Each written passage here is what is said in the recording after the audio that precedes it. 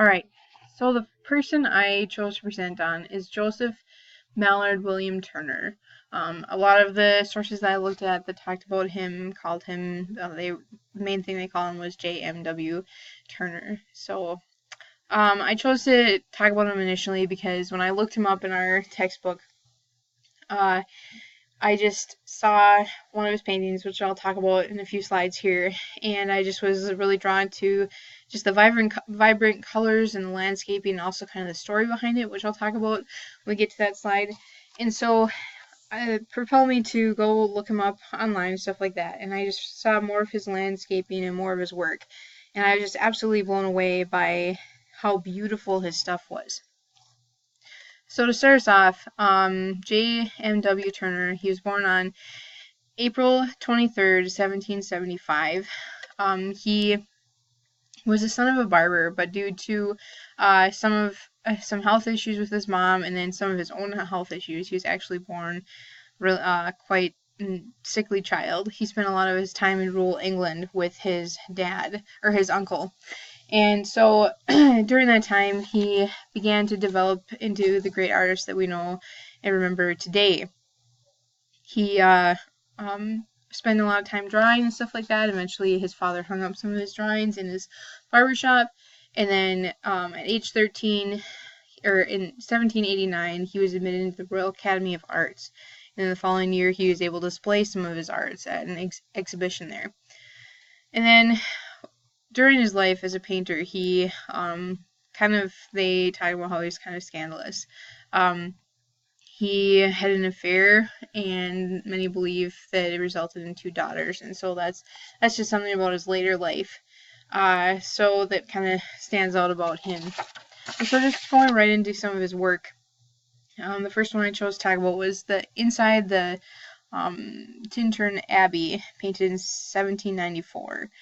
And the reason I chose this one is just because I thought it was extremely beautiful, and it's like when you look at it, you're just kind of falling right into the painting.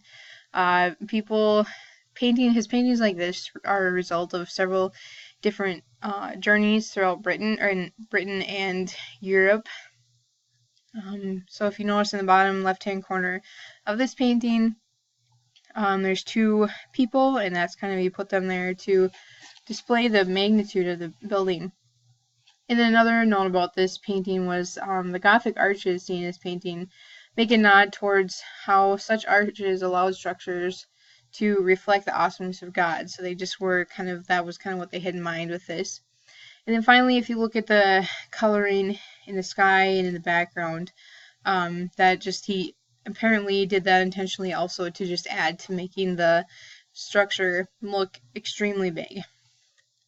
So then a few years later, he painted the Dido building Carthage. This is one that he claimed as his masterpiece, and he wanted to be buried with it. But fortunately, he changed his mind and just asked that it always be hung next to this one specific painting. And something I really love about this painting is just, I love how the sun reflects into the water. I just think the way he captured that is just really incredibly beautiful. And again, like I said in the first painting, I just love how his painting is just like something you can totally just picture yourself. Like, it just brings you right there to the location.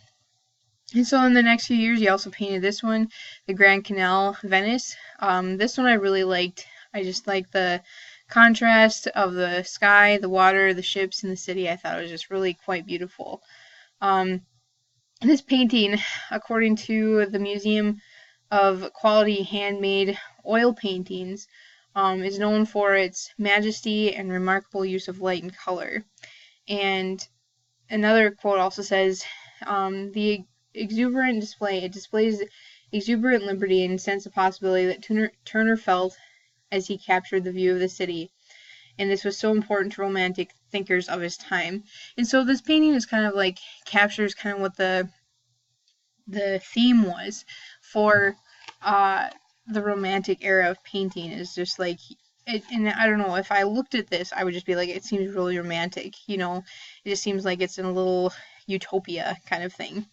And so I just think that's really interesting that it so clearly follows the theme of the era. And so then the next painting I want to talk about, and this is the one that's in our textbook. And I was initially drawn to it because I thought just everything about it was just awesome. I thought the way the sunset was, the sailing ship is just beautiful. And so I thought it'd be fitting to include a couple other facts about him. Turner's remembered as a romantic artist, and most of his work includes incredible landscapes. And he also was extremely passionate for old ways of life, and that's really seen in this one. This painting, the Fighting Tremere, tugged to her last berth to be broken up, and is kind of an example of that. If you look at it, the sailing ship is kind of like seen almost in a glorious light, and then the tugboat, the steamship, is seen kind of like as a dark and sinister. And this was kind of a nod towards the innovation progress that was going on at the time. I mean, 1839 and the years before that, Europe had seen the Industrial Revolution, and so they had seen huge advances in technology. And so this is just kind of Turner speaking out and being like he thought innovation was really quite ugly to him. And then the year after, he painted the slave ship. Now this one is kind of special to me. I wrote a paper about the ship that this painting is about, which is the Zong. And so that's kind of this painting is kind of, I don't know, special to me, especially for this project, is just because I spent a lot of time researching the story of it.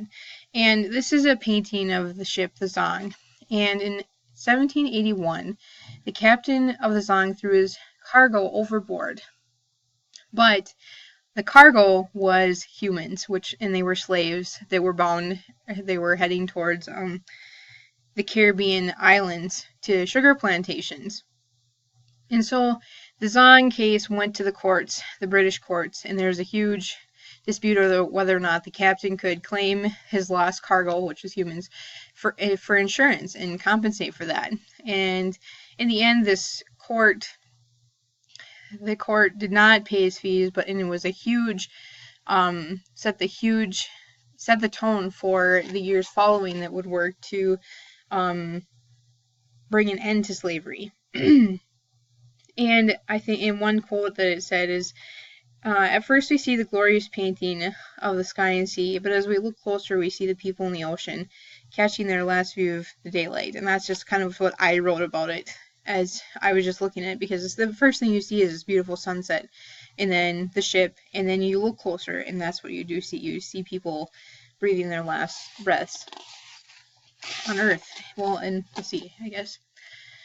And so the next one is kind of going back to the one of the ship and the steamboat, and it's talking about the new innovation in technology, rain, steam, and speed. The Great Western Railway painted in 1844.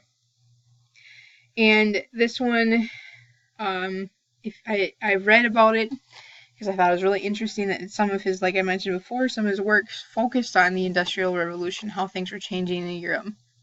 And I can't see it, but it said that there's a hare, like a rabbit, somewhere in this picture, and I can't see it, but that's what some sources said. And the question is whether or not the rabbit is running in fear, or if it's just like a nod towards the conflict between nature and technology. And so, again, the Industrial Revolution had been going on quite a bit in the years preceding his paintings. And so we can just see through his work just how big of a deal the Industrial Revolution was and how much it influenced people, which I thought was really quite fascinating. And so kind of to conclude, just kind of going back to just a little bit more about him. In 1804, he opened a private gallery, and so that's where a lot of his work was hung up, and then it kind of dispersed after he died. And then he's known mostly for his landscaping. As a romantic artist, he's most remembered for his magnificent displays of light, color, and atmosphere. And this kind of intensity brought him some criticism because it was like everything was the extreme. So he had, if there was a storm, it was the extreme. And if there was a calm, it was just like extra peaceful in the painting. So I found that really interesting. And, now today we just marvel at his work. And then to leave you with this one last thought, and just to say that this presentation really falls short of fully grasping how incredible Turner's life was, how incredible his work was, how much it means to people. But he left an incredible legacy through his work, and I think it's just a good thing for it to be told.